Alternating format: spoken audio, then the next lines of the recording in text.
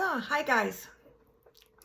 I was just going to tell you a little bit what it is to work as a professional medium.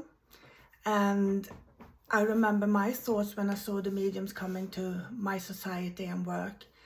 And I thought, my God, they come so far in their own development, and they probably don't have that much of worries around them because they know how to deal with it, because they know they have the spirit world maybe talking to them and whispering in their ears. What a big shock to grow up. Or when you're starting actually to understand the workings of a medium and the interpretations of the energy flow from the spirit world and to my world. Well, if the guides would be whispering in my ears about my problems and what decision I'm supposed to make, yeah, dream on, Mia, because if they would have done that, my life would have been so much easier. And hang on, you might say that maybe you're not open that much to the spirit world then. Well, hey, I am, because I've been working for 30 years now and it's working every time. And I learned quite a lot about myself, my mind, and also about the energy of the spirit world. And energy is so fascinating because we don't have just the energy from the spirit world. We also have the energies here as human beings. We have our electromagnetic energy field, and we also have our own aura, which for me is an illumination from your soul or your spirit. So everything is there around you, and you can tap in and learn how to read that energy.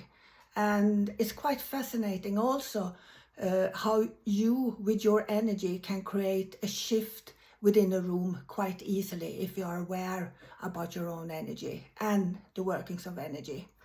So for example, if we have a group of students, we sit together, we do some exercises, and suddenly I say, let's quiet our minds and give thanks for what we are appreciating in the world or within our life.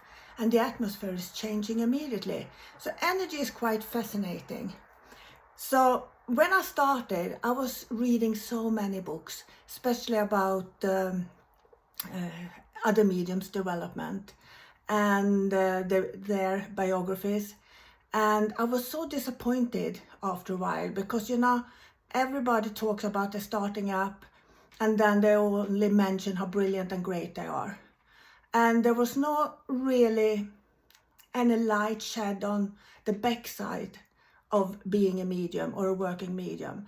Because even though we have a talent to connect to the spirit world and we have the knowledge, and instead of believing we know it after a while that life goes on after death, it doesn't help us in our normal situations. We still go through bereavement.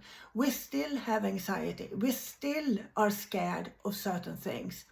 And for me, it stems back, I noticed, from my insecurities, that I've never been good enough in my life. I heard from a little age from certain people in my family that I wasn't good enough. I'm just a spoiled little brat, and God knows whatever they told me. And it might not been that terrible wording when you look at it as a grown-up, but when you hear that as a child, it sticks with you. And for me, all them years, and I'm still fighting with it, I still have an insecurity there that pops up from time to time. And I think I mentioned that before. So when I started to work as a professional medium, I was terrified every time. And people, some of you heard me, I cried every time before I went up to demonstrate, and I cried when I came down for the first 7 years because I thought I wasn't good enough. And I noticed over the year that you can't judge yourself. You're not constructive with yourself because the mind living its own, so to speak. You can't handle your thoughts. They just pop up and you think from nowhere. You can train them. You can train to keep them in the back of your head, so to speak. But when you're facing a real situation, when you feel insecure, all the negative parts of you will make a big role. And that's when my insecurity creeps up from time to time. So it took me almost 25 years actually to really enjoy the workings of what I'm doing, standing on a platform, doing a private reading and so on, because I always felt that I wasn't good enough. So by working with myself and understand the energies of it, I realize who I am within it and what's from the spirit, so to speak. And today I will say I have quite a good knowledge about it. But hey, by saying that, I might say a total different thing 10 years down the line again, because I like to challenge myself. I like to put myself in situations today where I don't feel secure. And yes, it's a little bit uncomfortable, but that's the only way I grow.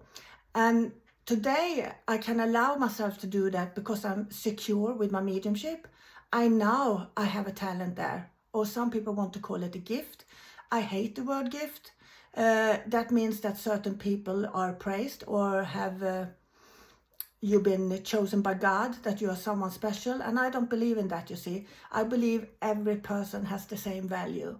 And what we do with our life is one thing. And you have a choice every day to be a better human being, if you like.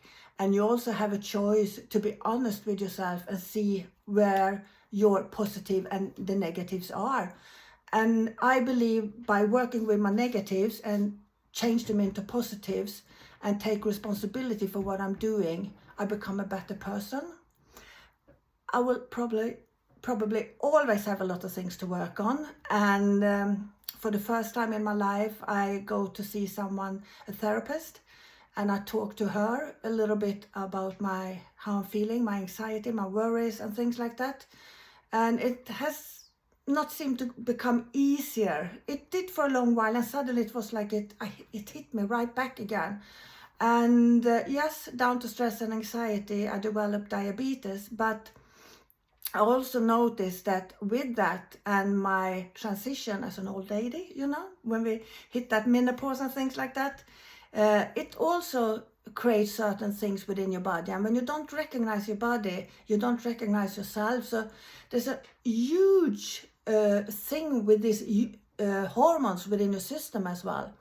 But to cope with that during my work, when I'm not feeling good, I have to say that I am great at putting my problem to one side when I'm working, because when I'm working, I forget my world. I forget my physical problems and everything. I get into this little bubble of light, and I actually feel that there is a lot of healing in that.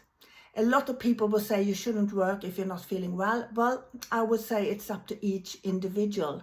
If you can't put your own insecurities, fears, anxieties, problem to one side when you're working, then you probably should not be working. You should take a rest maybe. But for me, by stepping into my work, I feel better and I feel greater than ever. So for me, it is and has always been a good thing to step out from my own bubble of issues, because when I'm coming back afterwards, I can look at it a little bit more constructive and from an outside angle, and that has helped me a lot. So, well, see you soon. Bye.